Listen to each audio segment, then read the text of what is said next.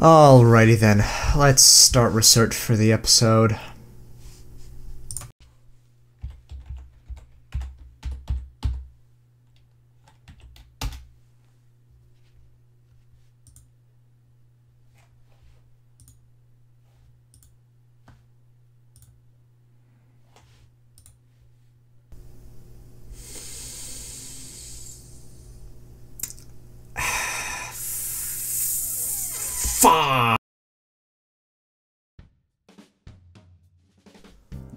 Welcome, ladies and gentlemen, to the Yu-Gi-Oh! Gallery. My name is Nuke, and this is Craft of the Cards.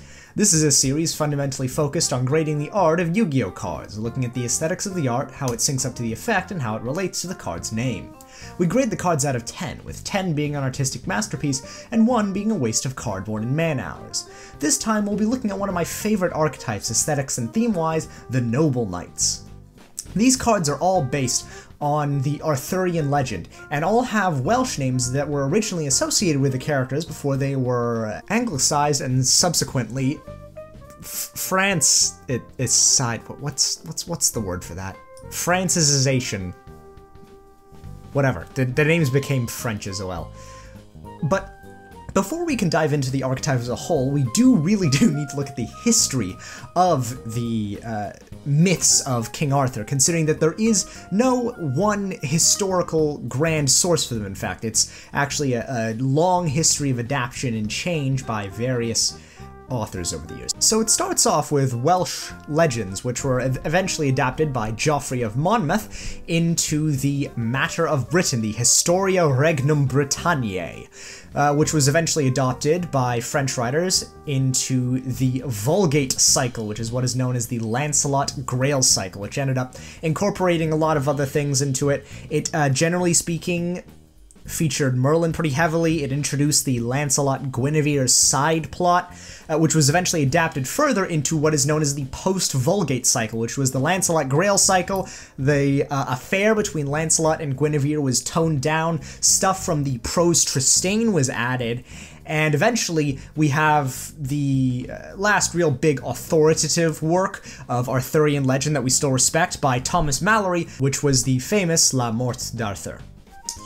So, without further ado, let's dive into this lovely, lovely selection of cards. Let's draw our swords, gird our loins, and take a look at Noble Knights.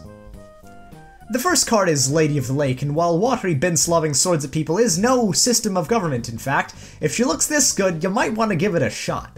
The Lady of the Lake, known by various names but in pop culture as Nimue, has various places in the Arthurian canon. It tends to revolve around a few things, though, the biggest incidents with her being, of course, the time that she grants Excalibur to Arthur, her relation to Lancelot as his fairy godmother, and the last one being the time that she trapped or killed Merlin. It tends to vary from story for story, especially because Merlin usually tends to be various levels of rapey when she traps or kills him. So, the Lady of the Lake in La Morte d'Arthur is an influential member of the court, and one of the queens who bears Arthur away to the Isle of Avalon once he is eventually slain.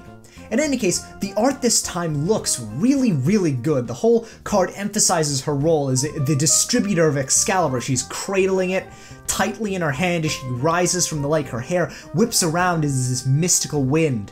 The card looks really good. The light blue and white of her outfit work well together, and work especially well with the blonde hair.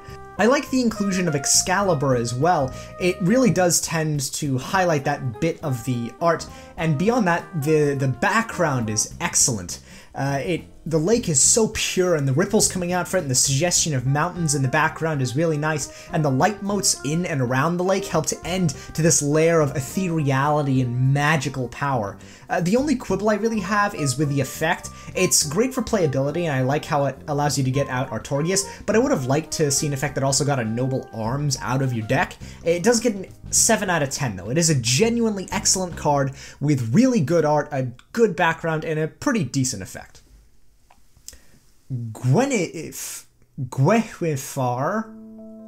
Guinevere, basically. Queen of Noble Arms is their next card and genuinely excellent. Famous in Arthurian legend for being a wise, fair, and just queen, and also banging Lancelot, which then triggered a series of events that led to the fall of the kingdom. She is interesting as far as characters go. In other scenarios, she is left in the care of Mordred and then seduced/raped by him, which then triggers the death of Arthur because he has to come back and try and murder Mordred, and that's the whole Battle of Camlann. Then Arthur gets stabbed and he has to go away. In any case, she led a pretty unfortunate life in many ways. In any case, the art for this card is amazing. The art depicting her reaching up to grasp Excalibur as its light is cast upon her, revealing two shadows, which ties back to the effect. The brunette hair also helps to both distinguish her from Lady of the Lake and contrasts very well with that red-pink dress she wears. The composition of the card is a tad confusing, though. I'm not really sure what she's doing and why she's going for Excalibur, but a possible reason is that there was some lore released on the Yu-Gi-Oh! Wiki, and apparently this is her trying to rush Excalibur to Arthur in time so that he can face Mordred and defeat him. In any case, the background works very well with it, serving to act as a contrast, and the visual effects also help a lot. The sword shedding motes of light and acting all holy, but also revealing her dual nature. She acts as a morale boost for the knights, raising their attack by 300, and while equipped to a light monster, acts as a protector. She protected Arthur, for example, but when equipped, i.e. banging, a dark monster like Ignoble Knight of Black Lancelin, she acts sneakier and more destructive. It's a nice bit of theming that's reflected in the artwork, the two shadows reflecting her dual nature, and the different effects with delicate flowers for light and a supplicative pose for the dark. It's a really good card and it gets a 9 out of 10. The art is excellent with nice colors and a clear magical effect that works well despite not really communicating much, but the effect and art tie together in such wonderful ways that it really emphasizes what good card design in terms of theming looks like, especially in how it links with the art. Morgan, the Enchantress of Avalon, is an interesting card. The card is a reference to Morgana Le Fay, the sometimes half-sister, sometimes cousin of Arthur. Her perception in the Tales of Arthur actually shifts from benevolent to morally grey to sometimes outright antagonistic, with the post-Vulgate cycle in particular showing her as out to explicitly try and kill Arthur. This was actually the interpretation most acceded to in the Merlin BBC series, which ended shite, by the way, but we'll just ignore that and get back to business. In any case, the art is really good. It shows her floating in the air, demonstrating her magical power as she wields this gnarled staff, a blue gem in the center emanating magical power. The hand holding the staff is a bit weird, though, and the extension of it towards the viewer is another strange choice. Her green outfit works well, though, and the brown staff complements it very well and plays nicely with the red hair. It's all very naturalistic. The leggings are a bit meh, though. The purple isn't that great of a compliment to the rest of the card, and the background is decent if uninspired. It is something, but the visual effects make it hard to make out.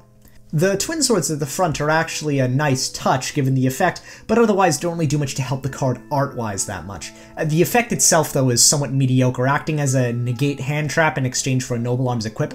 The broad strokes are good for the archetype, being the interaction of equip spells, and the specifics even being halfway good, the destruction meaning that's antagonistic anyway.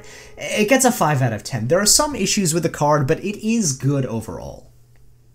Merlin is the last of their lower-leveled and therefore vulnerable spellcaster monsters, and it looks kick-ass. In Arthurian legend, Merlin is in fact a Cambion, sired from a mortal woman and an incubus who is intended to be the Antichrist, but upon birth he was immediately baptized and was saved from his fate, but remained with knowledge of the past and future. He is the master of Morgana and eventually was killed by Nimue, again in some legends for being mildly rapey and in some just cuz. The art is amazing though, the deep purple robes with the bronze edging looks really good and his kick-ass magic beard is really nice. I love how he's surrounded by a nimbus of white light, it shows off his power, and the staff he's clasping with his other hand looks pretty decent. The Drake familiar actually looks quite nice as well and works pretty well, despite the fact that Drakes were considered very satanic in early Christian imagery. It works well enough here just as a, like, oh look, he can tame a dragon thing, he's super magic. The background is decent and the card as a whole looks good. The effect works well in terms of the card itself being an ability to spam out Noble Knights, but I would have liked to see a spell tutoring effect maybe. In any case, the card is good, so it does get an 8 out of 10. Noble Knight Custennin is most likely based off Constantine III or his actual son Custennin. It's hard to tell which. In any case, the figure of Constantine III is only really mentioned as a successor to Arthur in Mallory's La Mort d'Arthur, with the Regnum Britanniae going into his rule more closely, but mostly to compare him disfavorably with Arthur. He couldn't really follow up what the big man was dishing out. The card looks decent, the white and gold work well together with the black highlights, and man did I wear out that phrase in the Utopics video. The pose is kind of meh though. I'm not a fan of the backhand way he's holding the sword. The background is decent again, and the stonework and red banner are nice touches, which help to bring the card to life. The effect is somewhat lackluster though, helping you to make plays but not much else. It gets a 5 out of 10. It is a perfectly average card overall, with decent enough effects and a decent enough artwork that it's just fine. Noble Knight Brothers is so awkwardly named, mostly because it needs to be searched. The knights are probably based off of Sir Angravane, Sir Gaheris, and Sir Gareth, brothers of Gawain in the Green Knight fame. The art looks pretty nice though. The bronze armor is really nice, especially on the grey undergarments, and the blue scarf matches it really well. The sword on the front looks kind of meh though. The curve to it is rather strange, especially when it seems to be designed as a straight sword. The design on the knight on the front is great though. I do love the pauldrons on it. They remind me of the Lorica Segmenta, which, while not in use by the time of late antiquity, is at least a shout out to the Roman aesthetics that probably would have defined a lot of post-Roman Britain. The others are a lot more fantasy-like though. The one on the right is a bit meh, considering the lack of stomach armor, but side armor exists. The background is pretty nice though. The snowy mountains looking great compared to the bronze armor, and the effect is even mildly thematic considering that it can't attack unless it has 2 others with it. My only thing is that it has 3 people depicted in the art, which would make 5 bodies on the field technically, but in any case, it works well enough to get a 7 out of 10. By the way, a note before we go on, I don't know how to speak Welsh, so I am going to be butchering these pronunciations. So, now that we've established that, let's move on.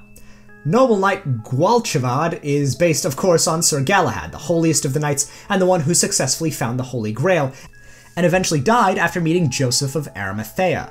It's a decent enough card with some pretty nice art. The filter is a bit different this time, being this kind of reddish orange, and the art style is much different. It's a bit more stylized, moving away from the relatively realistic but somewhat cartoony designs of the other cards. It sketches him out in a very fragmented style and reminds me a bit of the aesthetic of Superhot in a way. It makes him look more ethereal than the other knights, which works well given his nature as by far the most holy of the knights, but the stylistic shift is jarring nonetheless. The presence of Noble Arms of Destiny is an interesting choice, given Galahad's supposed Chosen One nature in the Vulgate cycle, which was the first appearance of the character. It helps to add to his ethereal nature, the fragmented light of the shield coalescing below his arm, and he's gazing off in the middle distance as well, our view of him being from below while he towers over us. It places him in a heroic mold, his light hair also seeming to halo his face. It's not exactly a new visual signifier, but it is effective. The card's effect as well is decent, the ability to return a noble knight from the grave being a very holy thing to do, and sacrificing weapons to do so is interesting as well. It gets a 6 out of 10. While I like the art, it does drastically depart from the aesthetic of the rest of the archetypes, so I can't really give it much more than that, but the card as a whole is really nice, and I do appreciate that they chose to try and make a thematic shift in art style for this sort of thing. Noble Knight Bedwyr, I believe, is based off of Sir Bedivere, the knight who would eventually return Excalibur to the Lady of the Lake, which he's in fact depicted in doing in this art. Speaking of which, the art is good. The gold chased steel of his armor works very well with the red cloak, and the deep blue of the background contrasts well with the light-filled depths of the lake in the foreground. And the light from Excalibur, which he's holding, works very well also, illuminating his face and giving his card a very ethereal glow. The card does look amazing, and the lighting is a big part of that. I love how the lake is full of light and the color it lends to the card is great. The background is also lovely, being a wild forest shrouded by the mists of the lake. The effect is also really thematic, being a depiction of his returning a noble arms to the lake, and works really well with the card as a whole. The card gets an 8 out of 10. It's a really nice card altogether, with excellent art and a very thematic effect. Noble Knight Bors, based on Bors the Younger, a knight who went questing with Galahad to gain the Holy Grail, is a decent card. It's not as good as Bedweir or many of the ones we've covered previously, though. It's much more similar to Noble Knight Kastenin than anything else, its art being decent, but with a lack of anything really interesting to make the card better. The design of the armor is disappointing, though. It's much more typically Yu-Gi-Oh-ish, which I'm kind of sad to say because the rest of the archetype tends to draw from these very different design sensibilities, which I really enjoyed. It does clash with the aesthetic of the archetype as a whole as well, which is over the top and ahistorical, tried to skew at least towards the more realistic. The pointy pauldrons with the blue coloring and the diamond red gems all over are just very stereotypical of Yu-Gi-Oh! The background is kind of meh though. It seems to be like a weird treasure room, which doesn't really do much for me, and the grail itself is a pretty lackluster thing, really being a golden cup. The effect is decent though, the effect he gains when equipped with the Noble Arms card, reflecting his turn to Lancelot's side in the war against Arthur. It gets a 6 out of 10, it's decent but uninspired art, saved by a pretty excellent effect. Noble Knight Medrot is the Noble Knight version of Mordred, the bastard son of King Arthur by Morgause, his half-sister or cousin, who eventually betrays him and is eventually the one who wounds him enough that he is sent to Avalon. The art is decent enough, the armor and underclothes work well, the brown trousers contrast nicely compared to that steelish armor, and the bits of color around the armor and the red cape all do well to provide nice elements of color, as well as tying him more directly in with Arthur, who's also usually depicted with a red cape. One element of the armor I'm not such a massive fan of is the bottom, though, as we move on to that weird loincloth thing. It just looks strange, to be honest, and I'm not a massive fan of how it looks. I think it's the black wrought iron piece around his dong. It just looks a bit strange. The sword is another sketchy element as well. I don't know if the perspective's just fucked up, but it looks fat and short and kinda dumb. The background for the art, though, is really good. The demon's shadow behind him, hinting at his treacherous nature, along with the veins of corruption we can see on his sword, tying to his effect, which allows him to gain a level and turn dark when equipped with the Noble Arms card. It's a really good, and keeps this card at a 5 out of 10. The art has enough problems that if the effect and art didn't go so well together, it would be at a 4, but I really do like the link between the art and the effect, and beyond that, the overall place of this card in the Arthurian canon. Noble Knight Yvain is based off of Sir Yvain, Knight of the Lion and son of Morgana Le Fay. The card looks okay, but it has that very modern Yu-Gi-Oh-ish kind of generic quality to it. Yvain is running towards the viewer while the lion, which mythologically he tamed, hence the Knight of the Lion moniker, is roaring in the background. The armor looks good though, and I do love that shade of green, especially paired with the blue, and the slimmer, more angular design works as well. The green is also a nice callback to his relation to Morgana, who in this archetype is represented wearing a lot of green. The red underclothes with the brown trousers also contrast well, and the hair acts as a nice bit of contrast even more. The background is good, matching the active pose of the card with the dust getting kicked up under his feet, and the fact that it is dust, though, makes me think that no one who ever drew these cards visited England. The only place around here that even gets remotely dusty is the dried mud on my floor mat. In any case, the effect is somewhat decent, if a little out there, as the summoning of a token might reflect his ability to summon the lion to aid him, and his ability to act as an inspiration may be a thing for the attack boost, but it's a bit of a stretch regardless, especially as the Noble Knight token is a warrior rather than a warrior or even a warrior beast. It gets a 4 out of 10. It is good art, but its a somewhat lackluster effect means that it is rightly slightly below average. Noble Knight Artorius is really nice. The card showing the moment when King Arthur pulls the sword out of the stone, the lightning coruscating at the base, showing its power as it's removed. The armor looks good as well. The segmented design, edged by fur, indicates his status, and the red underclothes look really nice compared with his armor. The background is nice, and the bit of poetry in the flavor text is so perfect, and it tries to capture the poetry of some of the Arthurian books. My biggest complaint is that I can't really figure out how he's pulling. The line of action seems to run from his left leg up to his arms, but it just seems kind of weird. I can't really see how that'd be an effective way for pulling things out, but who knows. The perspective is also a bit weird, seeming to be leaning away from the viewer, which is weird considering it's probably meant to get pulled from straight up. The rock also looks a bit strange. Something about the edges of the stone makes it look weirdly separate from the rest of the art, but those are honestly, in the end, minor quibbles. In any case, the art is good on the whole, and the flavor text is really nice and helps to match the card so perfectly that this gets a 7 out of 10. Easily an excellent card. Noble Knight Pellinor is based off of King Pellinor, who is constantly searching for the questing beast, a monster made up of, and I'm not joking here, the head of a snake, the body of a leopard, the haunches of a lion, and the feet of a deer. I swear, old authors had to be drunk when they wrote. He's actually pretty badass in Arthurian canon, beating Arthur in a joust and being an incredibly skilled knight. The actual card is somewhat lackluster though, the armor and horse working well together along with a stormy background, but the reason for its presence is pretty much non-existent. The card's effect isn't particularly dark, and the myth doesn't really call much to mind myself. It looks decent though, the colors in the background work well together, and it gets a 5 out of 10, decent enough, but lacking a good thematic punch, especially with the original that puts it over the edge. While a direct Arthurian Knight Peredur does not actually exist, it's much more likely that Noble Knight Peredur is actually a reference to Percival, given that the other Noble Knights who are on a quest from the Grail are in the background. The art looks really good though, the gold-plated armor dazzling with blue fluffy clouds behind him, making the entire thing look triumphant. I do enjoy how he's presented at a parade, the cherry blossom leaves falling down behind him and helping to highlight his valorous nature. It's a classic image, the valorous knight being cheered on as he rides through the town. The effect is somewhat lackluster though. The dark effect changing is kind of weird, given that Percival doesn't actually go over to Mordred or Lancelot's side. It gets a 6 out of 10 though. It's good art brought down by a lackluster effect. Noble Knight Dristan is actually based off of Sir Tristan, most famous for the tale of Tristan and Isolde, who fall in love with each other when they accidentally ingest a love potion. The art is really good as well, referencing his death, the prose Tristan where the Cornish king Mark wounds him with a poisoned lance as he plays the harp. The art is otherwise quite melancholy. The faint light in the background of cracked walls and overgrowing ivy help to lend to this sense of softness. The lack of color in the armor, combining with the brunette hair instead of more bold blonde or white, help to add to that as well, and makes the card look more naturalistic. The art style is different because of that though, but it works as a depiction of the fact that he's predominantly focused on in the myth as part of a love story rather than a heroic epic.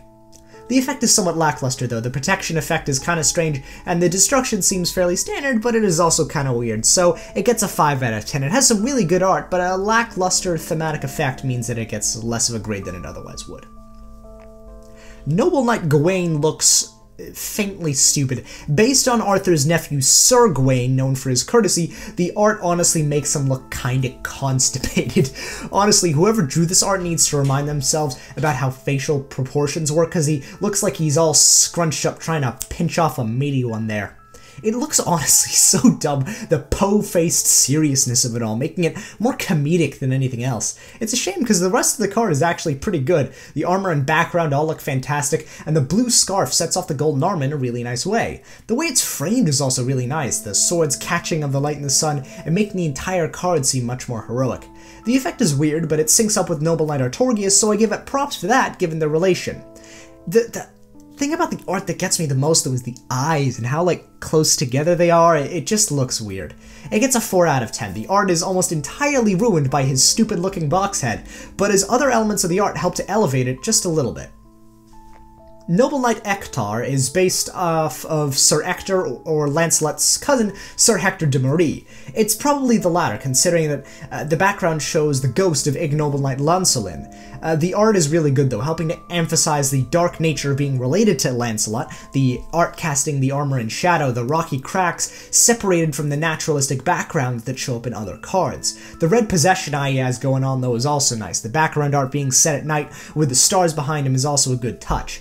I don't exactly know why he's holding his sword backhand though, that's a weird element. The effect is really good though, helping him to bring out a synchro monster, i.e. Lancelot, and the resurrection from the grave effect matches his dark attribute in the presence of Lancelot in the background.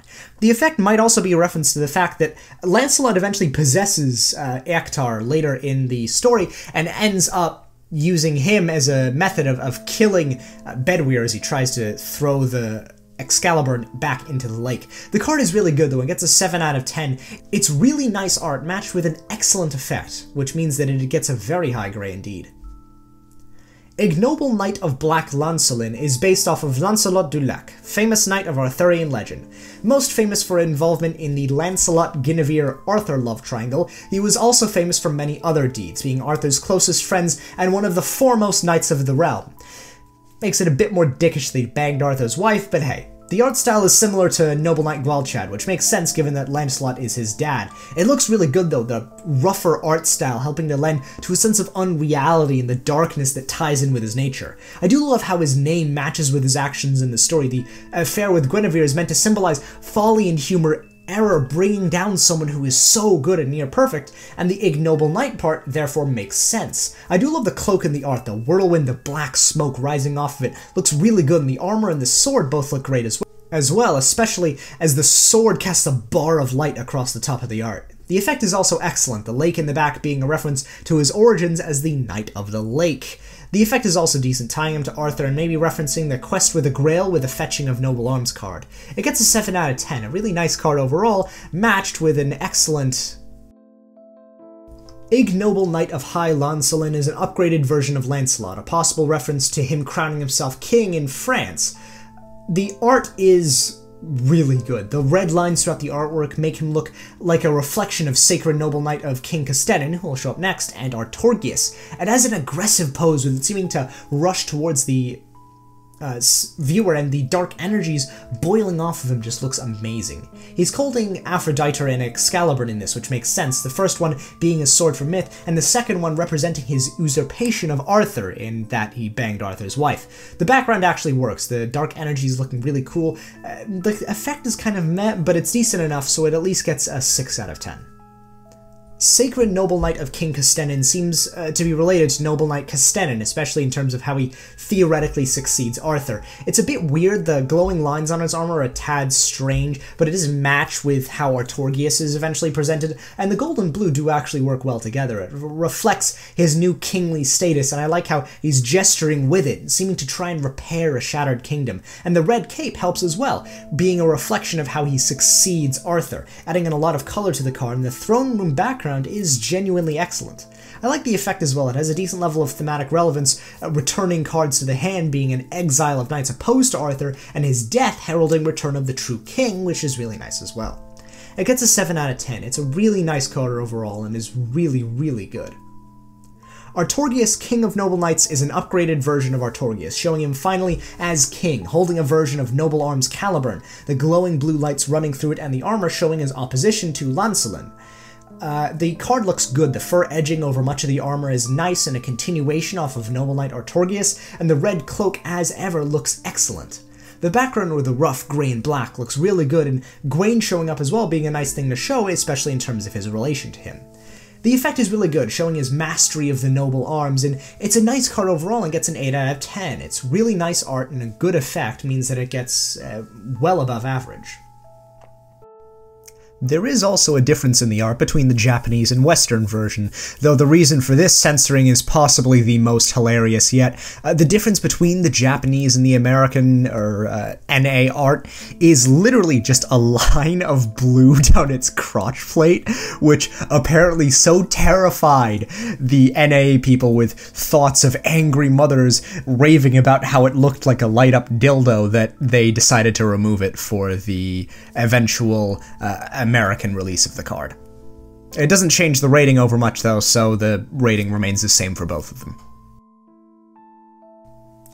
Their biggest boss monster is the High King version of Arthur, Sacred Noble Knight of King Artorgius, which, while being a terrible translation, looks really good. It shows him dual-wielding swords, Caliburn and Excalibur, with all the elements of Artorgius, King of Noble Knights. It looks really good, but not exactly super different enough from Artorgius to get any special mentions. I honestly would have liked to see a more ornate and ostentatious version of him to represent his final form in relation to the other card.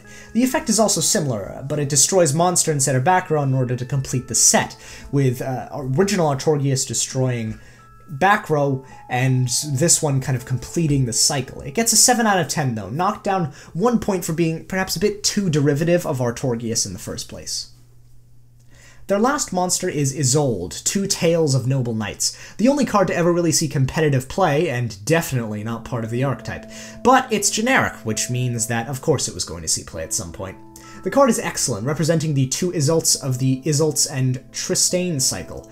The grey-haired one represents Isolde of Brittany, who Tristan marries after he returns wounded from his affair with Isolde of Ireland, represented by the blonde one. He literally marries Isolde of Brittany, by the way, because she was called Isolde, and his vaguely similar to the last one.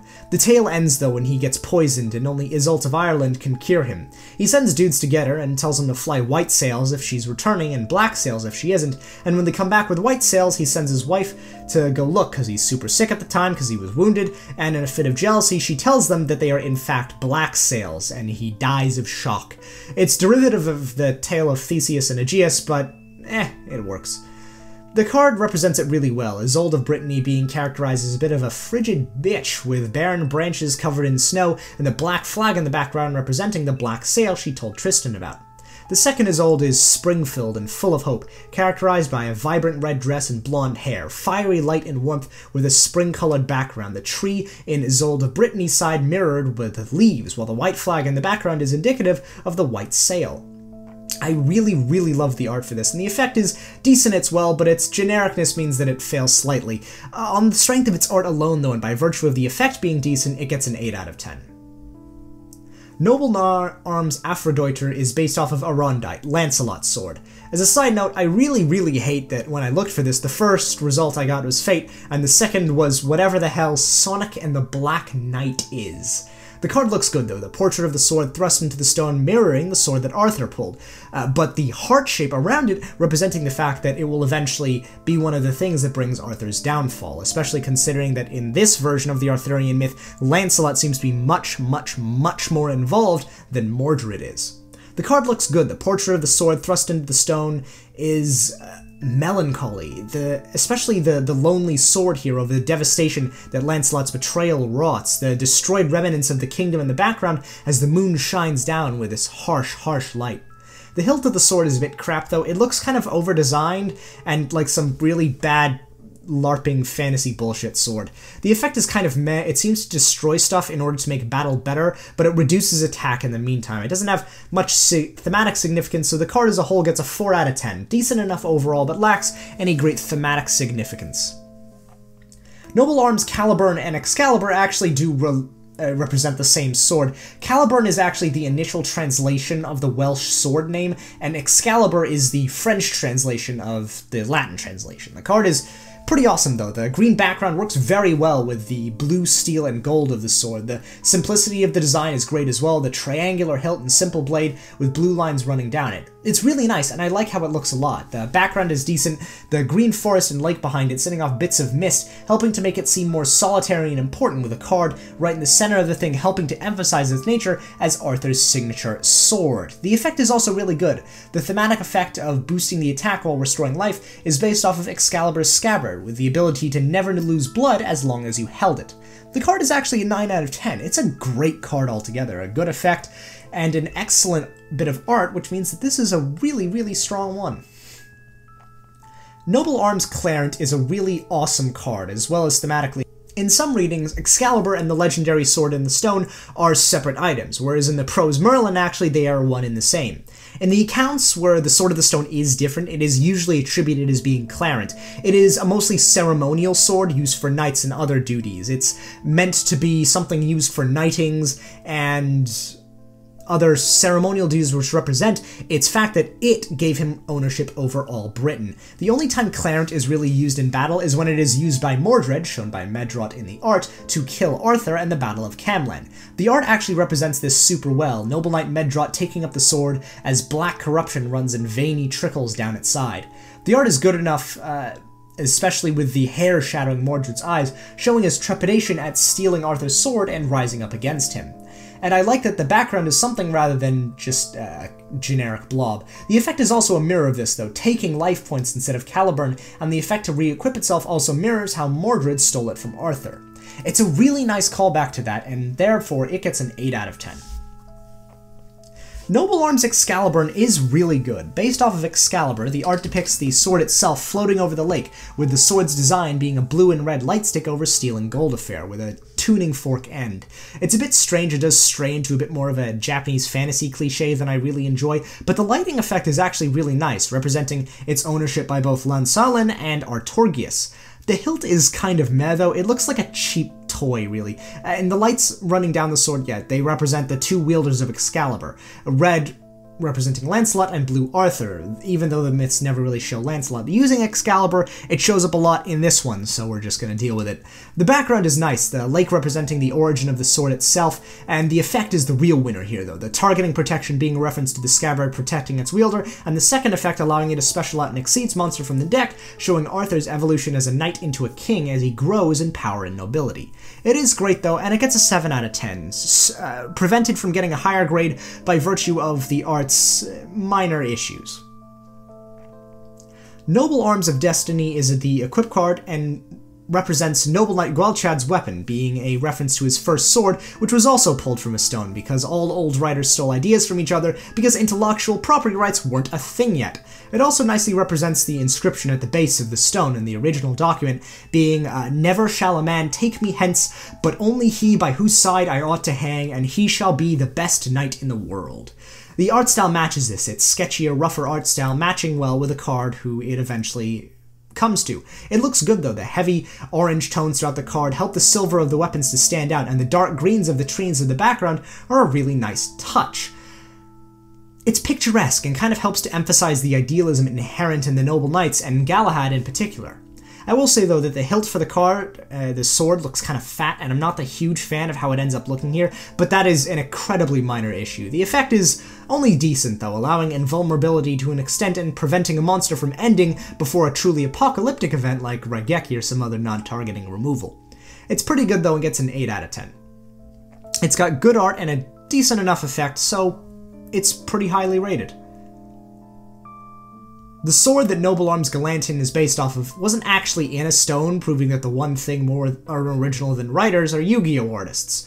Despite that, I actually do like the card's art. The hilt and the handle look good, simple clean designs that are quite fetching, and the light shining off the blade looks really nice. The background looks good as well. The soft light cast over an idyllic looking town is really nice to see, and the effect is also really good and really thematic. The initial attack boost and subsequent attack decrease, referencing a part of Gwain's lore, who this card belongs to by the way, where he gets progressively less strong as the day goes on. This card gets a 6 out of 10. It's pretty awesome. It's got some decent enough art and a pretty nice effect, which means that it gets a 6 out of 10. It is interesting, though, that everyone who is in Heritage of the Chalice is in it. The Holy Grail was only really obtained by Galahad, while Arthur, Custennin, and Lancelot all actually failed due to not being pure enough. It seems, though, to show the appointment of Custennin as Arthur's successor, though, the anointing of the Holy Grail being a fairly powerful symbol of succession, being the literal cup of Christ. It's not really cogent with any Arthurian lore though, but it does look nice. Arthur does look a bit like Iskandar from Fate though, while fur and red hair and lines on the armor seem to glow with power, and Gwynethar on the side is looking on. The background is nice, but seems to show a fairly modern throne room, more in line with later depictions of nobility than medieval kings. While the castles weren't just bare rock, wallpaper, however, was harder to find. I do like how it allows you to get a Noble Knight equip or monster from the grave though, and adds it back from the grave whenever a monster with an equip is destroyed. It really matches the Heritage name, and the card overall is pretty sweet. It gets a 6 out of 10 though, decent art within pretty good effect that raises up to above average. Last chapter of the Noble Knights shows off a point in the story after the final battle for Camlann, when Artorgius discharges Bedwyr to go and return Excalibur to Lady of the Lake.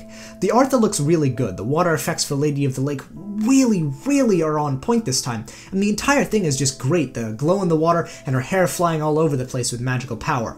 I love how the sword is broken as well, glowing with corruption from Lancelot and smashed from the horrifying battle. I love also the detail of Hector, possessed by Lansalin's ghost, using the red glowing Aphrodite to kill Bedwyr to finally get the sword. It's great. The effect is also good as well, the resurrection of a monster being a reference to Arthur's supposed return from Avalon to aid Britain in its greatest hour of need. This card gets an 8 out of 10. It is an excellent card all around. Glory of the Noble Knights feels like a JoJo's reference. I'm only on part 3, so don't spoil it, but it really feels like one, especially with how things are posed. The card looks good though. All the knights are drawn excellently, even if I think that Gwaine still looks stupid. The armor looks good, and the card itself is posed well. They all look powerful and thick, emblematic of the glory of the noble knights. The choice to use metals like copper and gold help to give this card a very warm glow though, which I like. And the effect is simple though, allowing you to get a noble knight with an equip and shows off the best that the deck can offer. The card gets a 7 out of 10, excellent art with a pretty good effect. Noble Knights of the Round Table looks excellent. It's a big group shot of all of the Knights of the Round, showing them all around the titular table, while Arthur kind of looks directly at camera with Lancelot actually to his left instead of his right, representing his eventual betrayal maybe, as he moves from right-hand most trusted position to left-hand eventual betrayer. And I do love how they decided to pick him out with the darker hair and the darker armor, matched by Bors in the background, who does eventually join him. Everyone looks excellent this time, though, and I do love the kind of slight tilt we see them at. It does seem to show that while, yes, these people are all here and they're all glorious, they're not exactly having a great time, and things are eventually going to start sliding out and into darkness. The effect is really nice, though, allowing you to gain more and more effects the more noble knights you gather, though they do have to be in the graveyard. It is a bit of a shame for that, but the rest of the card looks excellent. The warm glows of the metals, the choice to make Bors and Lancelot look darker than the rest, and Arthur in the middle, resplendent in his red hair and his lovely armor. It's a great card overall and gets a 8 out of 10. Until the Noble Arms are needed once again, I honestly think shows the moment where Arthur finally becomes king. He's pulling the sword out of the stone, it's this big, great moment, and he's finally imbued with all of the power and the glory that noble knights will need, though this might also represent his eventual foregoal of the kingship in order to give everything up, and his reminisce of the time when he pulled the sword out of the stone and was declared king. If it is a reminisce, though, I love it all the more. The power as he's kind of giving it all back, with the noble knights in the background being this lovely sort of homage to the times he's had with them. The effect, or at least the second part of the effect, does reference this, though, with this card eventually being banished from the grave in order to get a noble knight back. But in my opinion, the first effect also does lend some credence to the theory that this is initial grasping of the sword and the stone, as it allows you to see cards from the top of your deck and eventually rearrange them in an order of choosing, though Future Sight was actually a power much more commonly attributed to Merlin.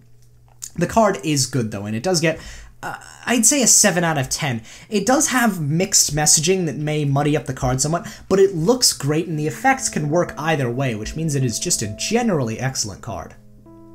Your final card is Avalon, showing Arthur wounded, bloody, and broken following the battle at Camlan, with the Lady of the Lake and Gwenevere next to him, trying to tend him and easing him. It shows Excalibur and Caliburn in the background, the twin swords of Arthur, plunged into the world, framing the view of him as Excalibur is cracked and broken, but with Aphrodite speared into a bush next to him, showing that death will always eventually come, and it was in fact his friend who struck him down. I really like this card, especially as a reference to the isle where Arthur eventually goes to rest. And beyond that, the effect is simply wonderful.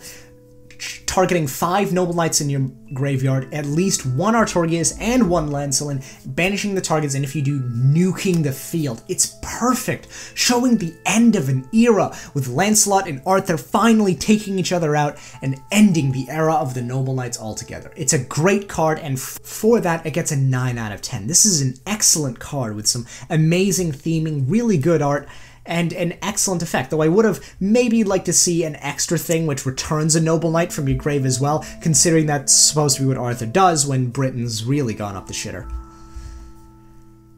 In any case, this was a big archetype and a long review, especially because I had to cover so much of Arthurian myth while doing it, but this archetype is lovely. I love how much is put into it and how interesting and thematic so many of the cards are and the references they all put into Welsh myth. This archetype is so good, but my card of the archetype, honestly, it has to be Noble Knights of the Round Table. While I didn't give it the highest grade, there's something about it. It's perfect portrayal of this noble world of Arthurian knights, but not all's well with it. You can see by the tilt in the art that things are starting to slide down, that darkness is already creeping in, and no one looks happy to be there. It's perfectly done. So that is my card of the archetype, Noble Knights of the Round Table, but the archetype as a whole does get a 9 out of 10. This is an excellent archetype with so many great cards in terms of theming and effect, and also, just before I leave, I have to say a massive, massive thank you to my good friend Sombraptor, who did the new thumbnail art, which you should be seeing.